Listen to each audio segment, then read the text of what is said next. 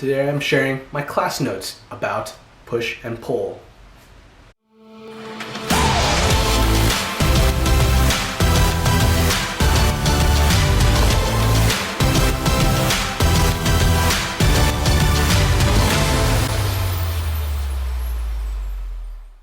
Hey, welcome to Practice Wing Chun, where we discuss Wing Chun and answer any training related questions. My name is Edgar, and this is episode 32 of Practice Wing Chun.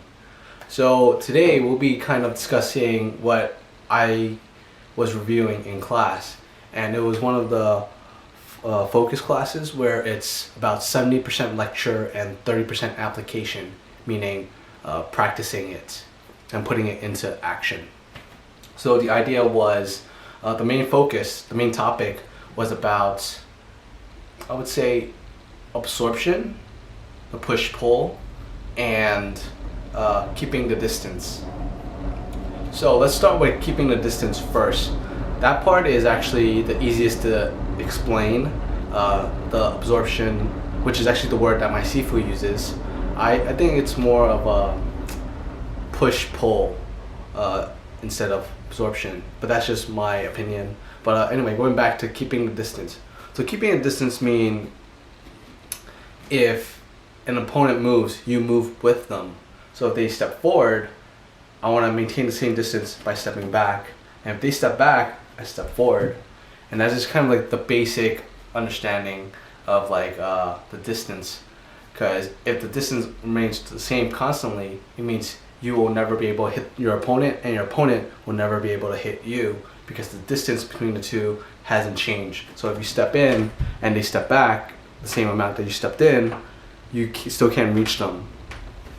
So what you need to do is move on to the next step. So after keeping the distance, there'll be times where you need to keep the distance, but there'll be times where you should take advantage.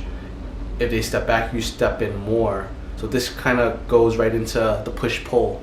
The idea is, opponent comes at me, and I can either just resist and fight back, which will be like, power against power, or I can kind of just like maneuver or shift or kind of rearrange myself so that the energy comes through me, but I also can take advantage of that, of like just returning the strike. So it's kind of like pushing and pulling. He's pushing, I can pull, or I can just let him come into my strike. So now it comes to the pulling part. So as I mentioned, if they come full force at me, I can just pull them in, because they're already coming this direction. I pull them with me, they're gonna fly this way. And same if they're pulling me in, instead of me trying to resist the pull, I'm just gonna step in and push them. So if they pull, I push. They push, I pull. Hope that makes sense. But the idea is, when they retreat, you step into their space. As they try to come forward, you let them in. So that was kind of like the main focus of the class.